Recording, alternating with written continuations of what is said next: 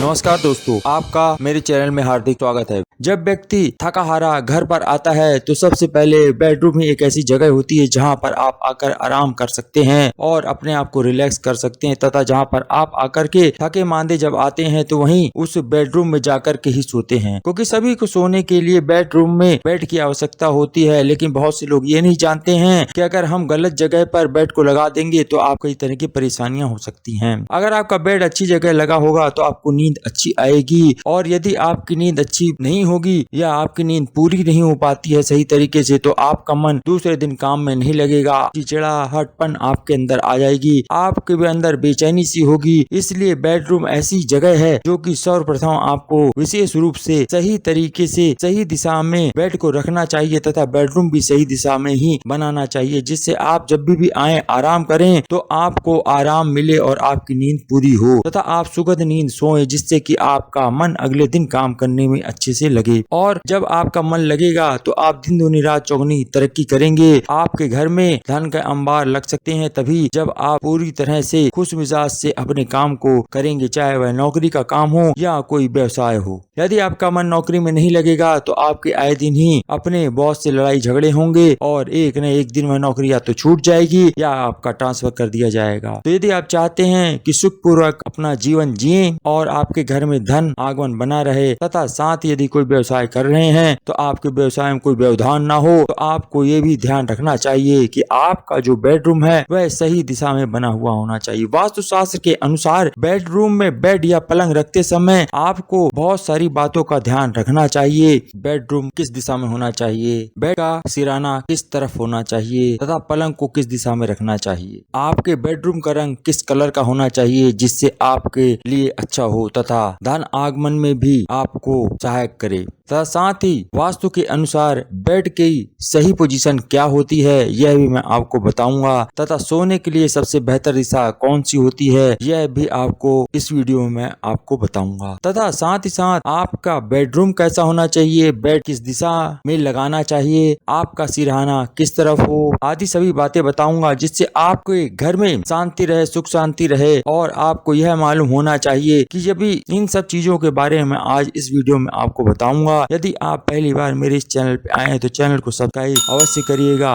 Bell icon भी दबा दीजिएगा और वीडियो देखने के बाद लाइक जरूर कर दीजिएगा, साथ ही और ज्यादा से ज्यादा इस वीडियो को शेयर कर दीजिएगा। तो चलते हैं, जानते हैं कि वास्तुशास्त्र के अनुसार बेडरूम में बेड या पलंग रखते समय हमें किन बातों का ध्यान रखना चाहिए। सबसे प्रथम बात है, यदि आप विद्यार्थी हैं तो आपको हमेशा पूर्व दिशा में ही सिर रख करके सोना चाहिए। दूसरा, आपका बेड कभी भी घर के मध्य स्थान में नहीं लगना चाहिए। तीसरा, वास्तुशास्त्र के अनुसार आपका सिर बेडरूम में पूर्व या दक्षिण दिशा की ओर ही होना चाहिए। आपको कभी भी उत्तर की दिशा में सिर रखकर नहीं सोना चाहिए। यदि आप बेडरूम में बेड या पलंग रखते समय इन बातों का खास ध्यान रखना चाहिए कि हमारा सिर पूर्व या दक्षिण दिशा में ही हो। चौथा, यदि किसी कारणवश से आपको पूर्व दिशा या दक्षिण दिशा में सिर रखकर नहीं सोना पड़ रहा है तो ऐसी स्थिति में आप दक्षिण पूर्व या फिर दक्षिण पश्चिम या पश्चिम दिशा में सिर रख करके सो सकते हैं। पांचवा, बेड को हमेशा बेडरूम की दक्षिण दीवार के मध्य में रखें और इसे 3 ओर से खुला रखें ताकि सकारात्मक ऊर्जा का प्रवाह बना रहे। छठवां, आपको अपना बेड कभी भी बेडरूम के किसी भी कोने से लगाकर नहीं रखना चाहिए, इससे नकारात्मक ऊर्जा घर में वास करती है। सातवां, आपको बेड रखते समय इस बात का विशेष रूप से ध्यान रखना चाहिए कि बेड का छाया चित्र कभी भी वहां रखे किसी शीशे आदि में न आए, अर्थात आपका जो बेड रखा है वह किसी उस बेडरूम में रखे हुए शीशे में नजर नहीं आना चाहिए। आठवां, आपको अपने बेड को कभी भी बेडरूम के दरवाजे के ठीक सामने नहीं रखना चाहिए और बेड के पीछे कभी भी कोई खिड़की आदि नहीं होनी चाहिए। नौवां, बेड के सामने कभी भी शौचालय आदि का द्वार नहीं होना चाहिए। अगर गलती से भी आपके घर में ऐसा है तो शौचालय के उस द्वार को हमेशा बंद करके रखें। 10वां, आपके बेड को बेडरूम में कभी भी किसी बीम के नीचे नहीं रखना चाहिए, यह अशुभ माना जाता है। 11वां, वास्तुशास्त्र के अनुसार हमेशा 4 पैर वाले बेड को बहुत अच्छा माना जाता है, परंतु आजकल के जमाने में लोगों के यहाँ जगह की कमी के कारण बेड के नीचे स्टोरेज आदि बना लेते हैं या होता है। अगर आपके साथ भी ऐसा ही है और आप ऐसी स्थिति में अपने बेड को रख रहे हैं तो उस बेड के नीचे स्टोरेज में कोई भी हैवी चीज नहीं रखनी चाहिए, यानी कोई भी भारी चीज आपको उसके अंदर नहीं रखनी है। खास तौर से बेड के नीचे कभी भी मेटल की चीजें तो आप भूल के मत रखिएगा। यह आपके घर में धन हानि के लिए सूचक होता है, क्योंकि यह भारी होता है। लोहे की कोई चीज बेडरूम के नीचे स्टोरेज में रख देते हैं तो फिर आपको शनि देव के प्रकोप का भी सामना करना पड़ सकता है। 12वां, आपको हमेशा ही वास्तुशास्त्र के अनुसार लकड़ी के बने हुए बिस्तर पर यानी बेड पर ही सोना चाहिए और यही उपयोग में लाना चाहिए। मेटल आदि से बने हुए बेड को उपयोग में लाने से आपको परहेज करना चाहिए। 13वां, वास्तुशास्त्र के अनुसार बताया गया है कि दक्षिण पश्चिम दिशा में घर का मेन बेडरूम होना चाहिए जो कि घर के मालिक का हो। साथ ही इसमें रहने वाले व्यक्ति को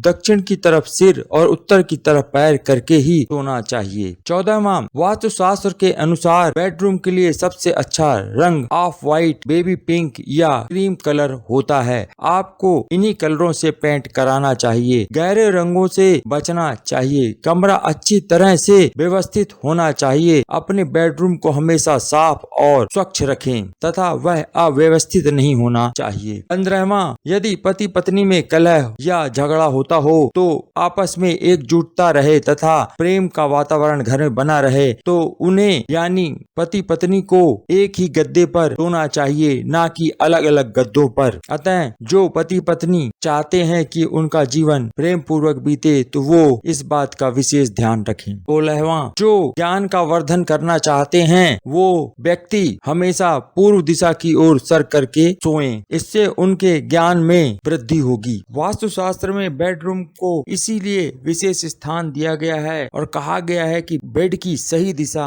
व उचित स्थान पर ही बेड को रखना चाहिए तथा बेडरूम होना चाहिए, जिससे आपके मन में शांति रहेगी, आपका जीवन सुखमय होगा, आपके घर में समृद्धि आएगी। क्योंकि यदि आपका सही दिशा में बेड है और बेडरूम है तो आपके घर में अशांति नहीं होगी, आपका मन काम में लगेगा और काम में लगेगा तो आप चाहे नौकरी कर रहे हो या व्यवसाय कर रहे हो तो आपका काम करने से मन अडिग रहेगा तथा साथ ही आप जब अपने काम पर जाएंगे तो भरपूर धन कमाएंगे और जब आप सही टाइम से अपनी नौकरी पे जाएंगे तो आपकी नौकरी बरकरार रहेगी। और अगर आपका कोई व्यवसाय है तो आप व्यवसाय में जाएंगे तो आपके ग्राहक भी आपके दुकानों से लौटेंगे नहीं और आप समय पर अपने अपने कामों को पूरी तरह से निभा पाएंगे। अगर आप यह सब काम करेंगे तो आपकी नौकरी सलामत रहेगी और आगे चल के आपका प्रमोशन भी हो सकता है। और अगर आप व्यवसाय कर रहे हैं तो आपकी ग्राहकों को भी यह पता चल जाएगा कि यह दुकान समय पर खुलती है और समय पर बंद होती है, तो वह ग्राहक भी समय पर आपके आकर के सामान लेंगे और 4 लोगों को बताएंगे, जिससे आपके घर में धन आगमन अधिक होगा। यानी यदि आपके दुकान में अधिक बिक्री होगी तो आपको अधिक धन प्राप्त होगा। और यही मुख्य मकसद है वास्तुशास्त्र का कि आप सुखी रहें, संपन्न रहें और आपके घर में कभी भी धन की कमी ना हो, सुख शांति की कमी ना हो, समृद्धि की कमी ना हो। यही एकमात्र उद्देश्य है वास्तुशास्त्र के नियमों का। आशा करता हूँ यह वीडियो आपको पसंद आया होगा। ये तो वो सब बातें थी जिनसे आपको ध्यान रखना है और इन सब चीजों को आप ध्यान रखेंगे तो आशा करता हूँ आपके घर में सुख शांति होगी, साथ ही आपका घर समृद्धशाली होगा और आपके धन आगमन में किसी तरह की कोई परेशानी नहीं होगी। यदि आपको यह जानकारी अच्छी लगी हो तो वीडियो को लाइक कर दीजिएगा, ज्यादा से ज्यादा शेयर कर दीजिएगा और यदि पहली बार मेरे इस चैनल पे आए तो सब्सक्राइब करके अवश्य जाइएगा। आपने वीडियो अंत तक देखा उसके लिए आपका बहुत बहुत धन्यवाद।